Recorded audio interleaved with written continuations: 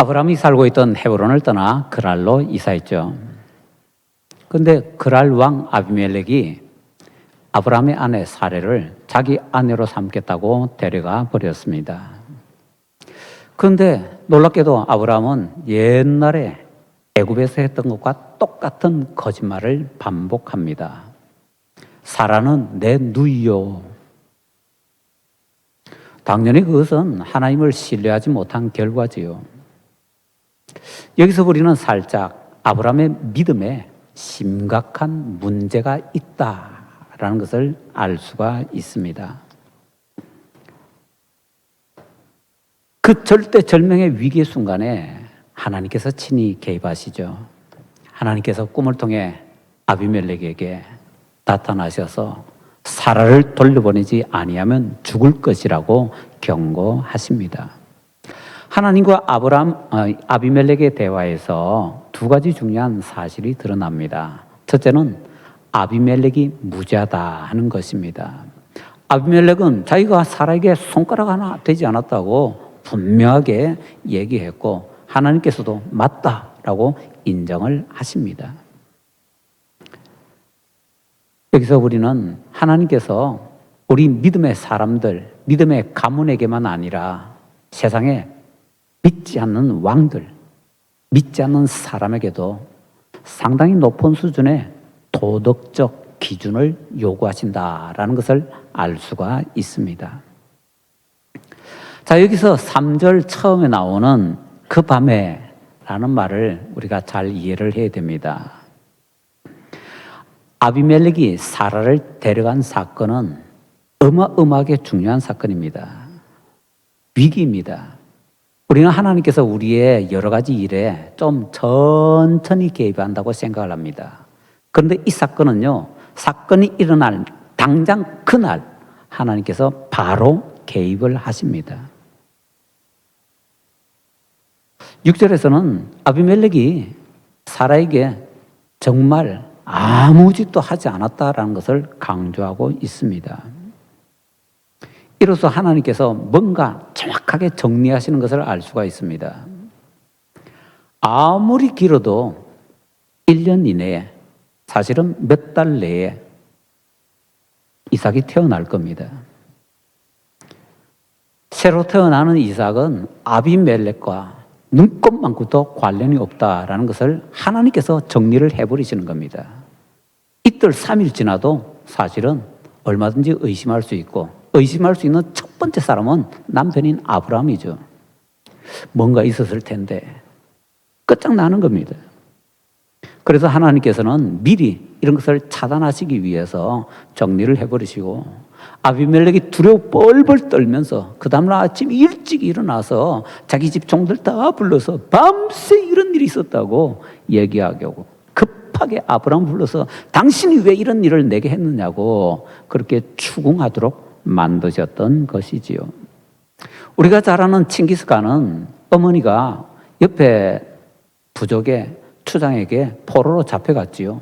갈 때는 멀쩡했는데 몇 년 있다가 다시 돌아왔는데 배가 불러서 왔습니다.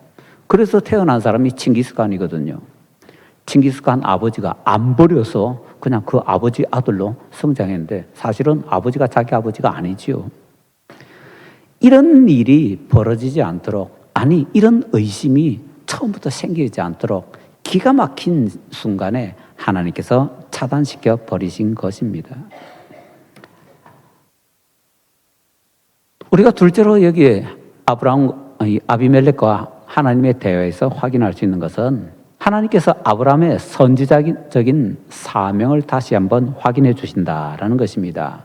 선지자하면 우리는 미래를 예언하는 사람 이렇게 알고 있죠. 거기에 더해서 하나님의 대변인이 되는 사람, 거기에 더해서 사람들을 위해서 하나님께 기도하는 사람, 이게 선지자의 역할이거든요.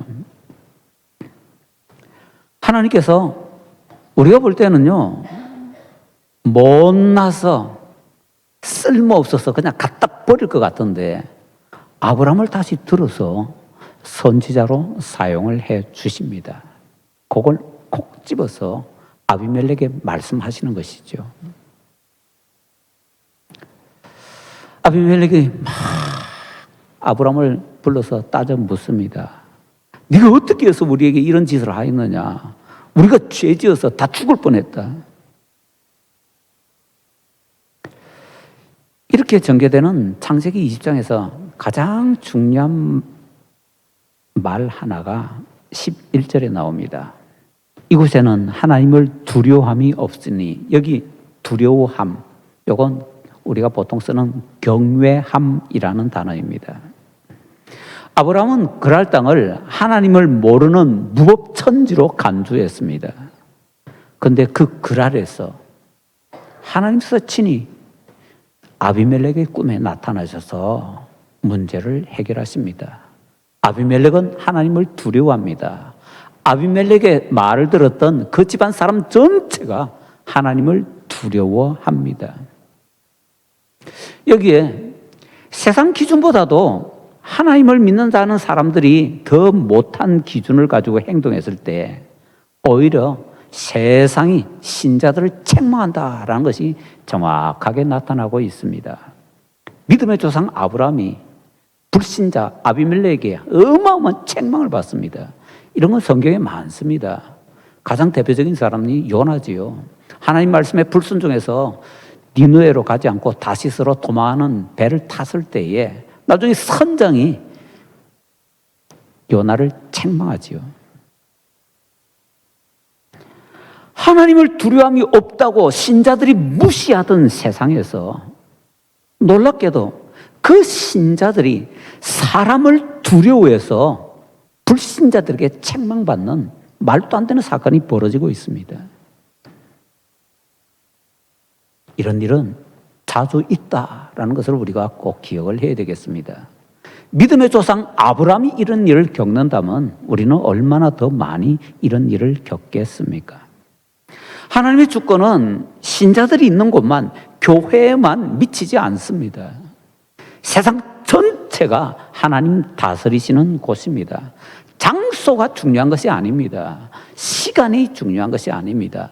사마리아 여인과 예수님께서 대화를 하실 때 그리심산도 예루살렘도 하나도 중요하지 않다고 말씀하시잖아요.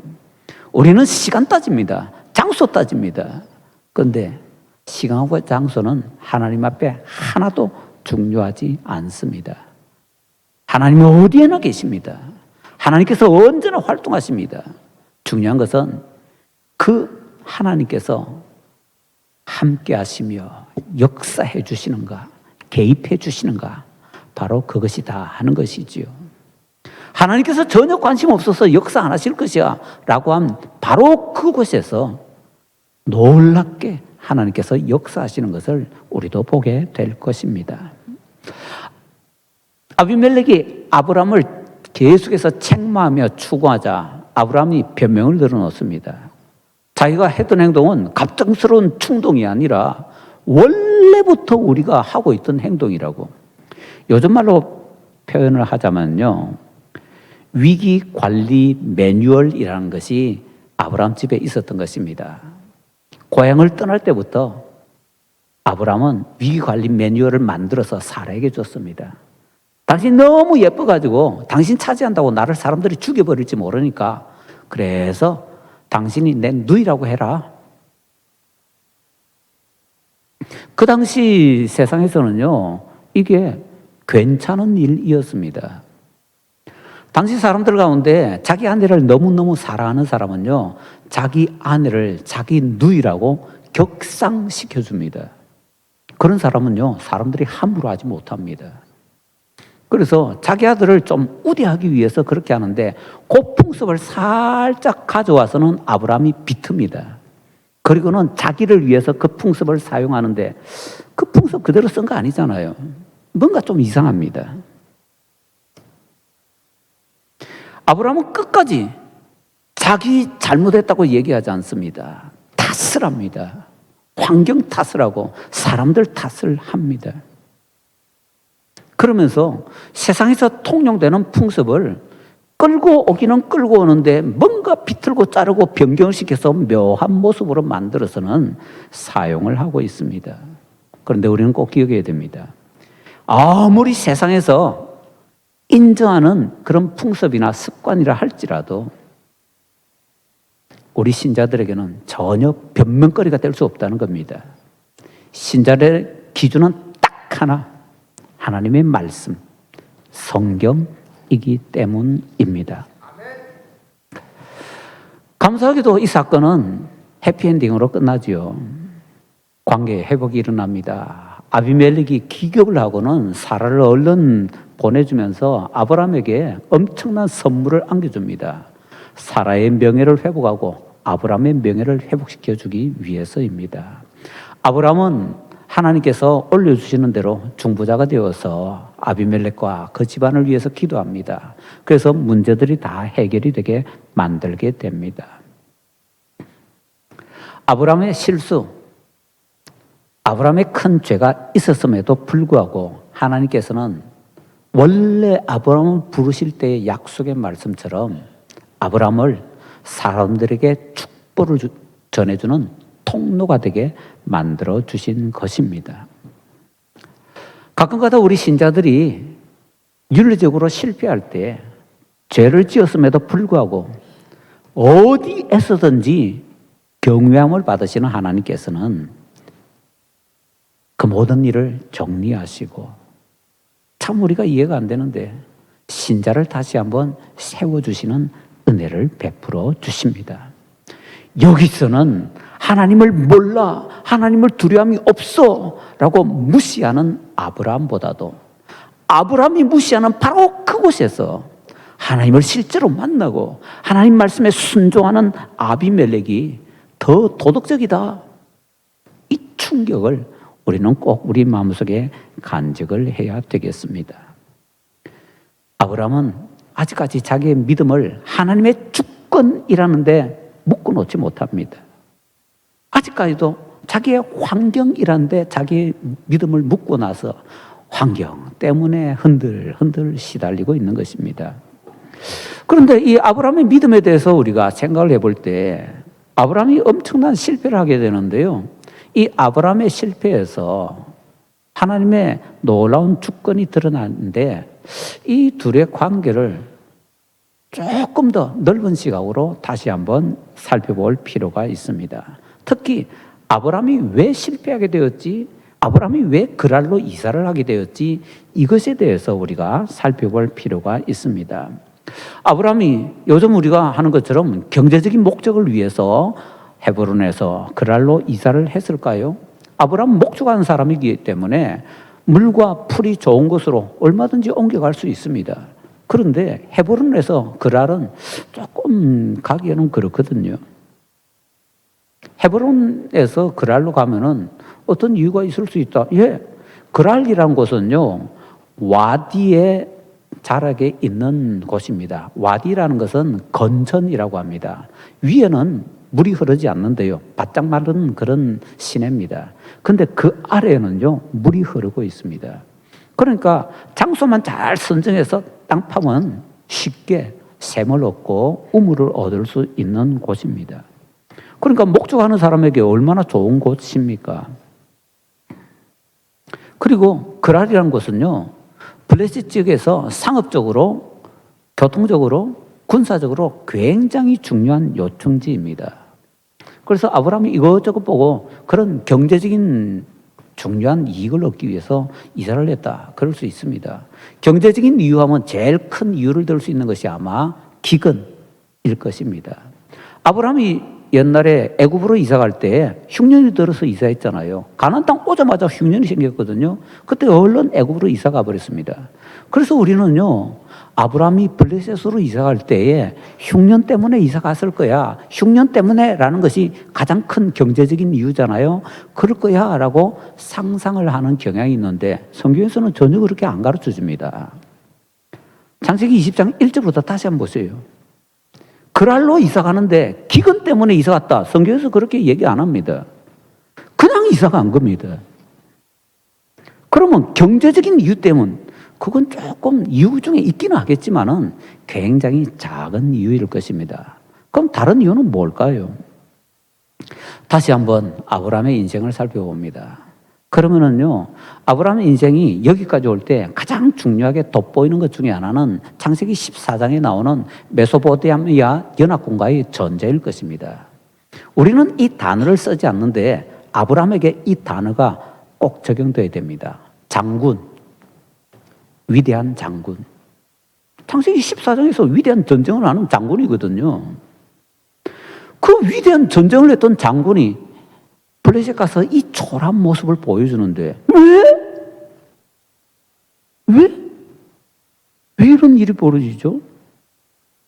자, 그래서 우리는 다시 한번 살펴봐야 된다는 거죠. 창세기 14장에 그 전쟁이 있은 후에 포로로 잡혔던 소돔 왕이나 여러 왕들을 구출하고 백성들을 구출하고 전리품 다시 다 찾아올 때에 소돔 왕이 아브라함에게 얘기하지요. 사람들은 다 돌려보내고 물품들은 몽땅 당신 가져가시오. 그랬더니 아브라함이 당신이 나를 부자 만들었다고 잘못되게 소문나고 사람들이 그렇게 오해할 거 아니 나는 하나도 받지 않겠다. 땡전 하나 받지 않겠다. 그렇게 얘기를 합니다. 그래서 우리는 와, 아브라함이 참 겸손해. 아브라함이 참 물욕을 이겨내서 정말 대단한 사람이야. 이렇게 생각을 합니다. 예, 그런 면이 있습니다. 근데 가만히 보면요, 그거는 아브라함이 그렇게 행동하게 된 원인입니다. 아브라함이 자기에게 제공하겠다는 것을 거절했기 때문에 생긴 것이 아니라 아브라함이 겸손하기 때문에 물욕을 이겼기 때문에 하나님의 영광을 생각해서 거부했다. 원인이죠. 그런데 아브라함이 그렇게 거절하고 나서 어떻게 되었지? 그걸 우리가 생각을 안 하는데 다시 한번 보면요. 그 당시에는 이 전쟁이라는 데 이 전리품 나누는 것이 굉장히 중요했습니다.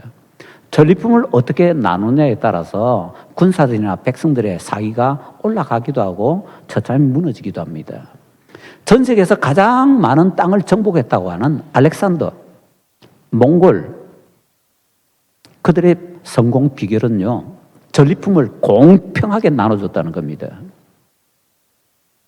이번에 이 전쟁에서는 어떻게 되나요? 메소포타미아 그 지역에서는요, 그래서 전리품을 공통적으로 잘 나누어줘야 그래야 문제가 없다는 걸 알기 때문에 그들은 전리품을 신중하게 나눠주는데 이번에는 소돔 왕이나 이런 사람들 자기들이 다 포로로 잡혀갔잖아요. 그랬던 자기들을 다 구출해줬기 때문에 자기들은 이제 이거 하나도 할 거 없고 아브라함 니 다 가져가라 이렇게 된 것이지요. 자, 그런 풍습 가운데 아브라함에게 다 준다고 얘기하는데 아브라함이 거절합니다. 이거는요, 거절을 당하는 입장에서는 웃는 얼굴에 침 뱉는 것을 당하는 것과 똑같습니다. 그 시대의 풍습 속에서는요. 환대를 하고 정말 큰 마음 써가지고 그렇게 했는데 이걸 거절해? 이 거절은요, 소돔과 고모라 그 지역의 왕들의 정치적인 영향을 아브라함이 안 받겠다는 선언입니다. 그들과 경제적으로 묶이지 않겠다는 선언입니다. 그렇기 때문에 자동적으로 아브라함은 그 지역에서 살 때에 정치적으로, 경제적으로 하나님의 영광을 위해서 거부했다는 그 사실 하나 때문에 어려워질 수밖에 없습니다. 그것만이 아닙니다. 아브라함이 그 전쟁을 할 때 연합군을 형성했잖아요. 마므레, 에스골, 아넬 이런 그 지역 유지들과 연합을 해서 그들의 군사들과 함께 전쟁을 했거든요. 그런데 아브라함이 나 안 하도 아무도 안 받아. 그러면서 나하고 같이 전쟁했던 내 부하들하고 그다음에 저 사람들 목숨 좀 챙겨줘. 그런데 그 전쟁에서 목숨 걸고 같이 전쟁했던 마므레, 에스골, 아넬의 입장에서는요, 이 전쟁 승리하고 나서 우와 우리가 승리했으니까 우리가 어마어마하게 얻게 될 거야. 아브라함에게 니 다 가져. 그럴 때 이야 아브라함이 우리에게 얼마나 대단하게 나눠줄까라고 생각했는데 나 아무것도 안 받을게. 대신에 저 사람들에게는 수고했으니까 수고비 좀 줘. 그래서 나눠주는 수고비 자기들의 생각했던 거하고 얼마나 차이가 나겠습니까? 몇 배 몇십 배 차이가 날 겁니다. 그러면 아브라함과 함께 목숨 걸고 전쟁했던 그 동맹군들은 그 다음에 아브라함과의 관계가 어떻게 됐을까요? 안 봐도 비디오 아닙니까? 서먹서먹해지는 거지요. 우리가 생각 못 하는데요. 아브라함은 하나님의 영광을 위해서 내가 안 받겠소 라고 선언한 그 순간 자기 스스로 왕따가 된 겁니다. 거기 있는 모든 사람들에게서. 그리고 그 속에서 살아가고 있었습니다. 신앙적으로 어떤 결단을 하는 거 쉽지가 않습니다. 대단한 결단을 하고 우리가 그렇게 살 때는요, 이렇게 어려움이 생길 수 있다라는 걸 놓치면 안 된다라는 것이지요. 그 사회 속에서 왕따가 되어서 살아가면서 아브라함이요, 그 대단한 장군이었던 아브라함이 쪼그라들기 시작하는 겁니다. 아무리 믿음이 커도요, 그 속에서 한 달, 두 달, 1년, 2년 살다 보니까 아브라함이 점점 연약해지기 시작하고 그의 믿음이 연약해지기 시작했더라라는 것이지요. 그것만 있습니까? 창세기 19장에 보면요, 우리 바로 앞이지요. 소돔과 고모라 사건이 나옵니다. 그것도 우리는 아브라함이 중보기도 했다, 그것만 쳐다보고 있습니다. 중보기도 한 거 맞죠? 근데 그 다음에 다른 건 안 쳐다보나요? 아브라함은 봤습니다. 뭘 봤습니까? 소돔과 고모라가 멸망하는 모습을 그대로 다 봤습니다. 하늘에서 불과 유황이 그냥 쏟아지면서 그 모든 것이 타버리는 현장을 고스란히 다 봤습니다. 생지옥입니다. 그 생지옥 보고 나서 편안하게 잘 수 있는 사람 손 들어주세요. 그 생지옥 보고 나서 그 다음에 평안하게 살아갈 자신 있는 사람 손 들어주세요. 아무도 없습니다. 그 생지옥 보고 나면요, 눈만 감으면 그 장면이 펼쳐질 겁니다. 그런 것을 우리는 트라우마라고 하지요. 아브라함에게 그 트라우마 안 생겼을까요? 아브라함도 사람인데 어마어마한 트라우마가 생기는 거지요. 비록 하나님과 함께 있었지만은 아브라함은 그 생적의 현장을 자기 눈으로 직접 보고서 두려워 벌벌 떨 수밖에 없고, 그 지역 바로 옆에 있잖아요. 거기서 살아가잖아요. 그런데 아브라함의 마음속에 그 공포, 그 트라우마 극복이 될까요? 그러니까 그 지역에서는 아브라함이 더 살기가 좀 힘든 거지요. 더 나가서 이제 다시 그 앞에 있는 창세기 18장과 연결을 시킬 수가 있습니다. 창세기 18장에 보면은 드디어 하나님께서 아브라함에게 내가 너한테 1년 뒤에 아들 줄게 약속을 해 주십니다.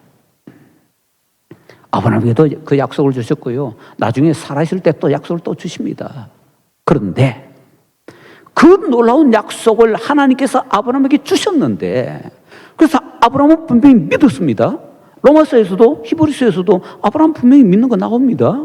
그런데 우리 인간은 믿음만 가지는 존재가 아니잖아요. 한순간 쫙 에베레스트산 꼭대기에 있다가 한순간 쫙 세상에서 가장 깊은 그 무슨 해구라고 합니까? 그 밑바닥에 떨어지는 것이 왔다 갔다 하는 것이 우리의 믿음 아닙니까? 아브라함 마음속에는요, 하나님께서 주신다고 하셨으니까 틀림없이 아들 주실 거야 믿음이 있습니다. 그런데 아브라함에게는 또 다른 실존적인 공포가 있지요. 더군다나 지금까지 말씀드렸던 그런 상황 속에서 아브라함이 있으니까 더 두려운 거죠.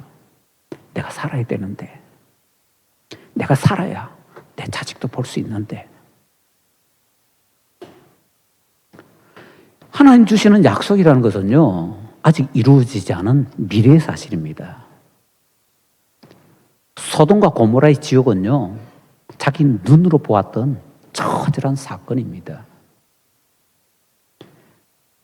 소돔과 고모라의 왕들을 구출하는 전쟁하는 이후에 아브라함은 계속해서 사람들에게 무시를 당하면서 버텨오면서 살고 있었습니다. 그러니까 이번에 뻥 터지는 거죠. 그래서 더 견딜 수가 없으니까 에이 안 되겠다, 보따리 싸자. 그리고는 그랄로 이사 간 겁니다. 하나님의 은혜를 약속해 주십니다. 그러나 세상에 위협이 갇혀 있습니다.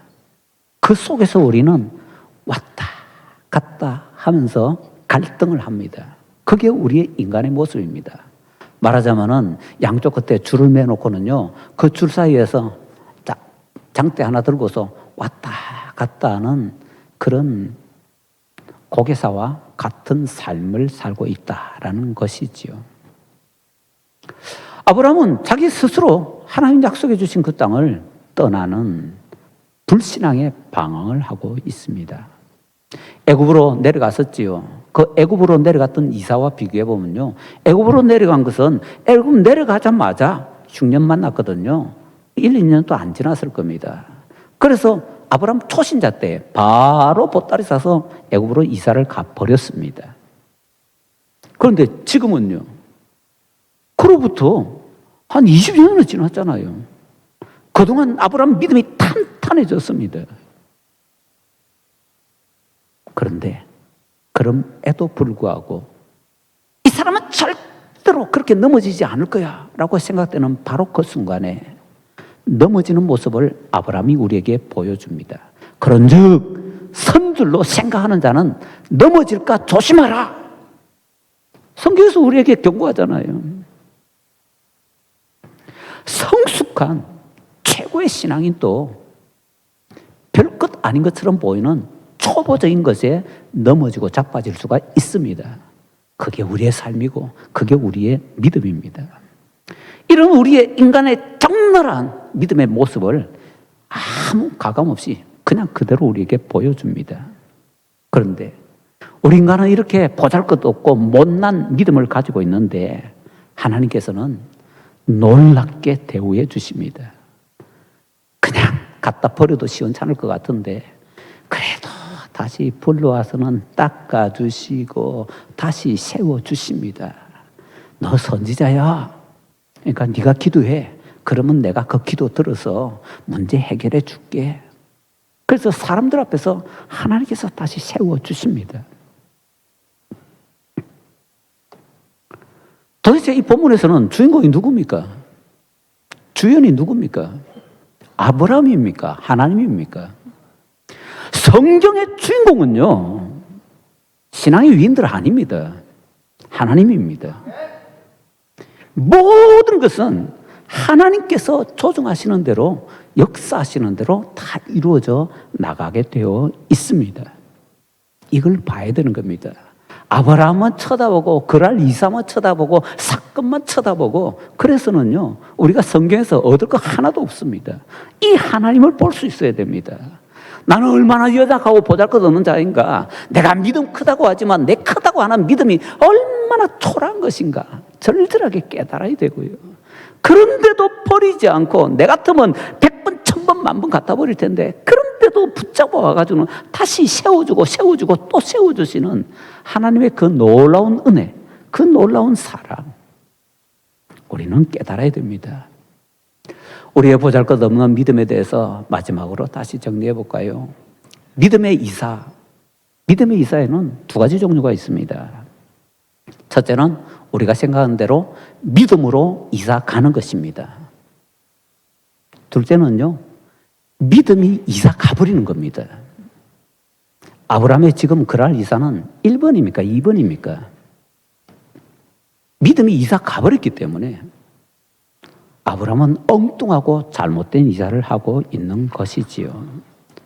하나님의 놀라운 약속을 받았는데 그 잘못된 행동 때문에 하나님의 그 놀라운 약속이 와장창 다 무너질 수 있는데 아브라함은 전혀 깨닫지도 못하고 그냥 자기 하고 싶은 대로 하고 가는 겁니다.